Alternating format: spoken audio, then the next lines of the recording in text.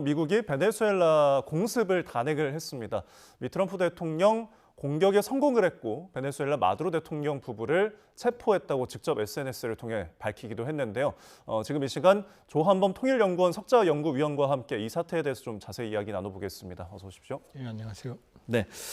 자, 일단은 갑작스럽게 지금 새해가 되자마자 미국의 어떤 공습 소식이 전해져서 왜 갑자기 베네수엘라를 공격한 건지 이거부터 좀 궁금한 것 같습니다.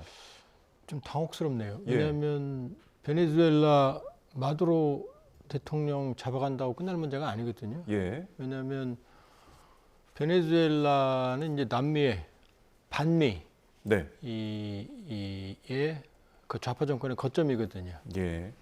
그렇게 보면은 지금 우고 차베스 1999년부터 네. 이제 집권을 했고 그 후임이 지금 마두로거든요. 예. 그렇게 보면은 지금 베네수엘라 국민들이 친미 아니거든요. 지금 뭐 여러 가지 조금 그 계층에 따라 다르지만 예. 1999년 이후로 이 반미 의식을 주입시켰기 때문에 전체는 아니지만 상당수가 반미 의식을 가지고 있고요. 첫 번째. 네. 두 번째는 지금 마두로 정권의 특징이 마두로라는 한 축과 한쪽은 군부예요. 예. 그 군부와 마두로 정권이 지금 병립해 있다고 보면 되는 거거든요. 예. 그러니까 우고 차베스 같은 경우는 군부의 절대적인 지지, 또 차베스 자체가 군인 출신이었어요. 네. 군인 출신. 그런데 마두로는 아니거든요. 그러니까 군부는 사실상 일종의 이 지배 체제를 이루는 그 연합의 한 일부분이거든요. 네. 근데 군부하고 마두로는 지금 일종의 공생관계거든요. 예. 그러니까 지금 저렇게 쉽사리 그 마두로가 체포됐다? 아직 좀 내용 봐야 돼요. 네. 사실인 것 같긴 하지만 예. 베네수엘라 군부가 협력을 했을 가능성 이러면 좀 쉽겠죠. 그런데 예. 베네수엘라 군부는 반미 성향이 강하거든요. 예. 그러니까 지금 예상을 했던 건 네. 그러니까 우리가 이제 기억을 해보면 1989년 말 90년에 예. 파나마 노리에가 똑같았어요. 지금. 네네. 노리에가 정권 독재자였고 마약 혐의가 있었고 그때 한 2만 7천 명의 미군이 그 전면전 수준으로 들어가서 그 파나마군을 격퇴시키고 잡아갔거든요. 네. 사실 투항했어요. 노리에가. 근데 이번은 베네수엘라는 체급이 다르거든요. 예. 그러니까 일단 마약이라는 걸 명분으로 지금 해상봉쇄, 예. 그다음에 핀포인트 방식의 어떤 공습 위주, 네. 요걸 통해서 변화나 항복을 요구할 줄 알았는데 예. 지금 전격적으로 체포해 갔거든요. 예. 지금 얼마나 위험한 작업이냐면 지금 사상자가 아직 안 나오거든요. 예. 지금 베네수엘라 측, 그다음에 미국 특수부대 측 아직 사상자 얘기 안 나오거든요. 네. 그렇게 보면 여러 가지로 사실은 예상치 못했던 사실은 합리적이지 않은 공격이었죠. 예. 왜냐하면 저렇게 해서 끝날 문제도 아니고 지금 당장 마두로 제거된다고 그래서 파나마 체제가 흔들리냐 아니거든요. 예. 군부가 그대로 살아있거든요. 예. 그리고 군부는 지금 저항 의지를 보일 거고 또 국제사회가 러시아와 중국도 지금 베네수엘라를 지원하고 있고 네. 파나마 사태 때도 명시적으로 그때 레이건 정부를 지지한 나라는 없었어요. 그냥 암묵적으로 서방에서 그냥 지지해줬던 거지. 네. 그리고 그 파나마 사태 이후로 중남미가 반미화되는데 상당히 큰 도화선이 됐거든요. 예. 그렇게 보면 확실히 트럼프답다. 그러니까 아주 과격하고 단순한 방식으로 문제를 해결하려는 거 같은데 이건 제가 보기에는 문제 해결이 아니고 예. 새로운 시작일 수가 있어요. 문제 해결보다는 오히려 새로운 문제를 만들었다라고 이제 분석해 볼 수가 있을 것 같은데, 그러니까 말씀하신 것처럼 그냥 공습을 하고 어떤 반응을 보는 것이 아니라 공습을 하고 재빠르게 그 대통령 부부까지 체포로 이뤄졌습니다. 트럼프의 어떤 의중은 뭘까요? 이것에 대해서? 그러니까 너무 쉽게 생각하는 거죠. 이게 그러니까 마두로만 제거하면 해결될 것 같다. 예. 근데 지금 마두로를 잡아간다고 하더라도 베네수엘라라고 하는 저 체제가 갑자기 침미되는 거 아니거든요. 예. 이번에 마차도 베네수엘라 반체제 인사가 노벨 평화상 받았지만 그렇습니다. 야권도 분열돼 있어요. 통합돼 있질 않아요. 그러면 예. 마두로를 제거한 다음에 그럼 바로 베네수엘라가 민주정부가 들어서고 그다음에 합법적인 선거가 이루어지고 친미화된다. 그런 보장이 없거든요. 예. 그러니까 파나마 같은 경우는 미군이 들어가서 쉽게 말하면은 노리에가 정권 군부 독재 기반을 와해시켰어요. 예. 그러니까 그 전쟁을 통해서 파나마 군부 기반에 직접적인 타격을 주고 그 충격으로 파나마 군부는 와해되기 시작을 했거든요. 예. 그런데 지금 상황에서 지금 베네수엘라 군부는 직접적인 타격을 받지 않았거든요. 그리고 베네수엘라 군부는 지금 뭐 말은 마약이지만 예. 마약이면 콜롬비아는요, 멕시코는요. 거기 왜 안 건드려요? 네. 왜 베네수엘라만 건드려요? 석유거든요. 예. 근데 지금 베네수엘라 군부는 석유에서 막대한 이익을 공유하고 있어요.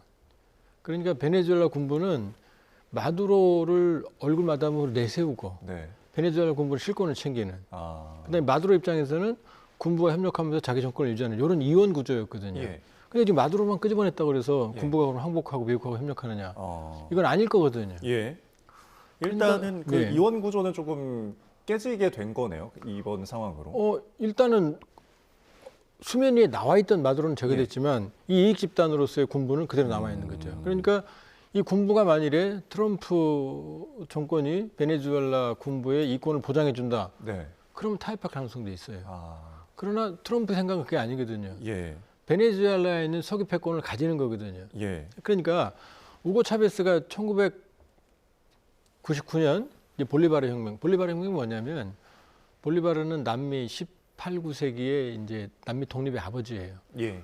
이 사람이 스페인과 싸워서 지금 볼리비아는 이 사람 이름이에요. 볼리바르. 그다음에 에콰도르, 페루, 콜롬비아, 베네수엘라 이 5나라가 독립했거든요. 예. 파나마도 그 옆에였고.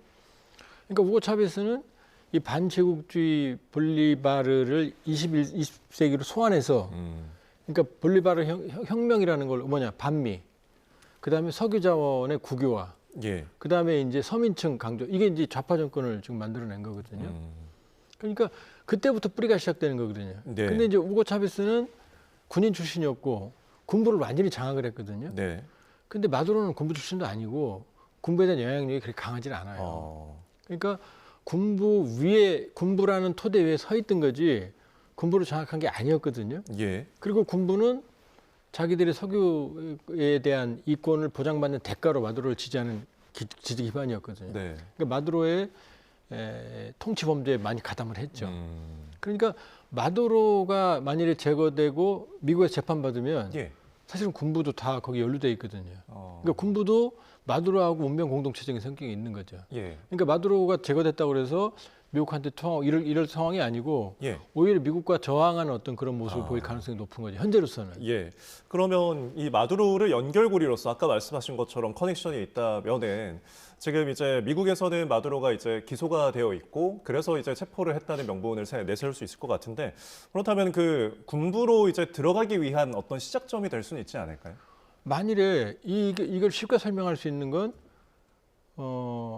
베네수엘라 군부의 핵심이 예.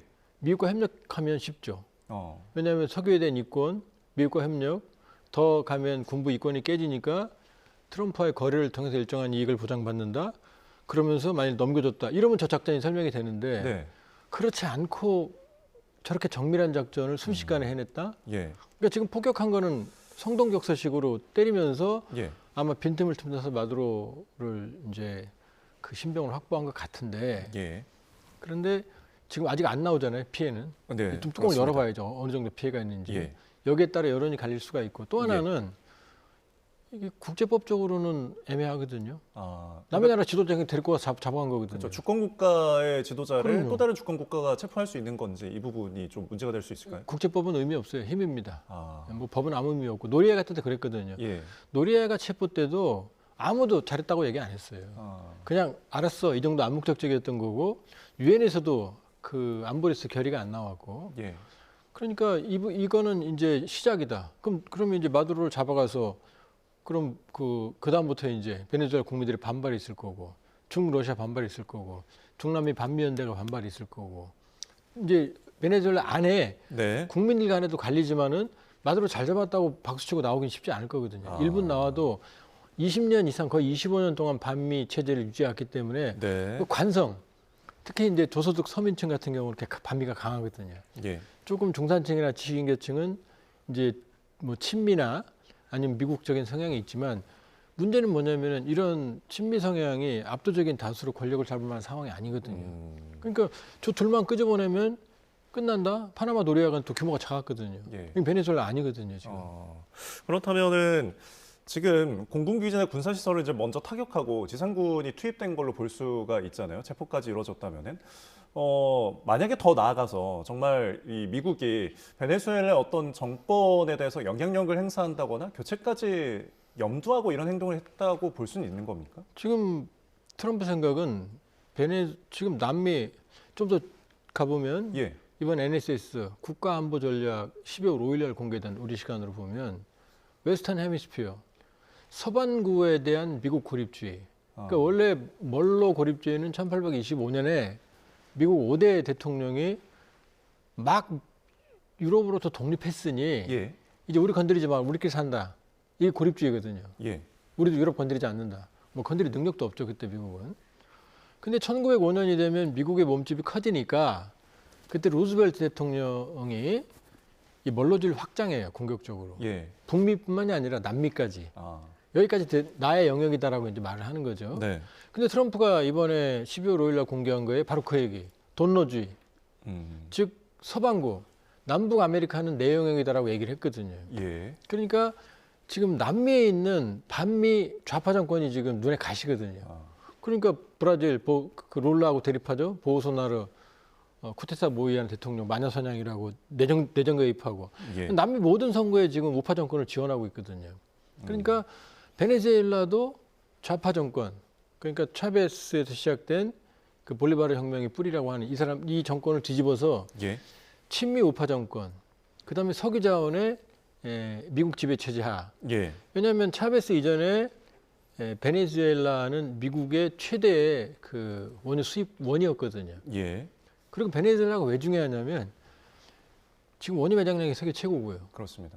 또 하나는 이게 중동을 안 지나잖아요. 아, 바로 수에즈나 파나마나 안 지나고 태평양 안 지나고 바로 미치잖아요. 그렇죠. 그러니까 미국으로서는 트럼프로서는 이걸 만일에 장악하게 되면 트럼프의 에너지 패권의 꿈이 이루어지는 거죠. 예, 서유까지 통제할 수 있는 거죠.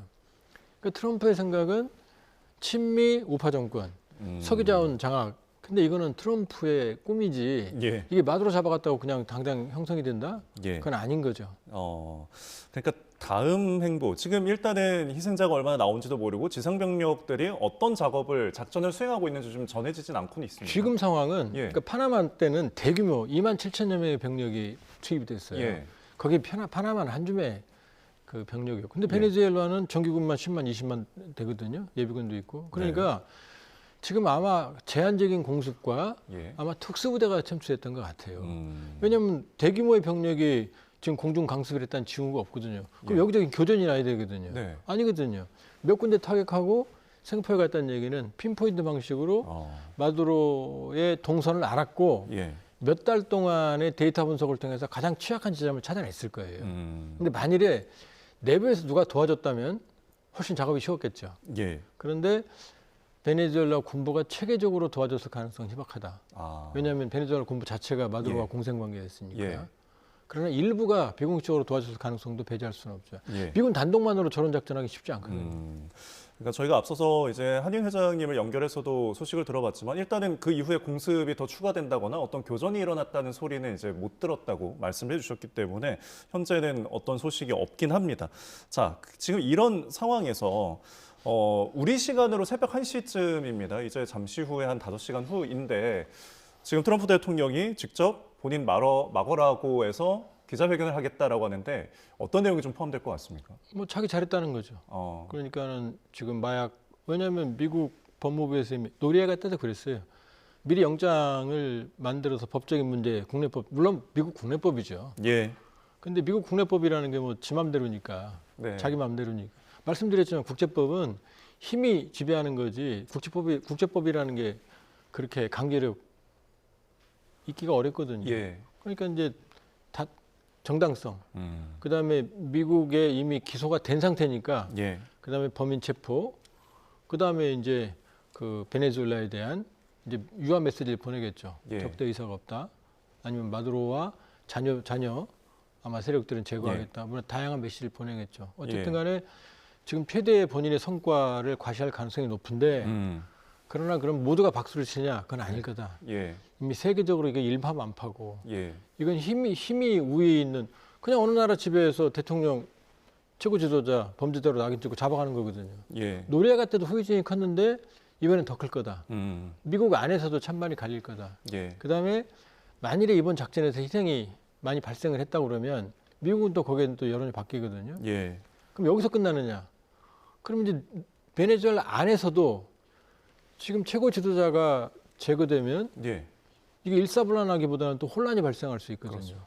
그럼 이 혼란도 미국 책임이거든요. 음. 그렇게 보면은 그러니까 뭐 이번에 뭐 자화자찬을 하겠죠. 문제 예. 해결하겠다고. 그러나 제가 보기에는 이게 트럼프식이다. 음. 트럼프 대통령은 모든 걸 경제인이니까 예. 정치 문제의 복합성, 가치 문제 이런 거 별로 계산 안 해요. 어. 그냥 뭐 잡아가면 끝난다. 그렇지 않거든요. 예. 지금 상당히 어려운 문제들이 남아 있다. 그리고 지금 대규모의 병력이 베네수엘라를 상륙해서 네. 장악을 안 되거든요. 예. 지금 있는 병력으로 되질 않아요. 당장은 네. 네. 제한적인 공격은 가능하지만 베네수엘라를 점령한다? 그럼 불가능하죠. 그렇게 알겠습니다. 보면은 이게 해결이 아니고 예. 문제 입구를 열었다. 이렇게 음. 봐야죠. 네, 트럼프의 메시지들이 좀 자국을 향한 성격도 있지만 비판의 목소리 또한 피할 수 없어 보입니다. 저희 지금까지 조한범 석자연구위원과 함께 이야기 나눠봤습니다. 오늘 말씀 고맙습니다.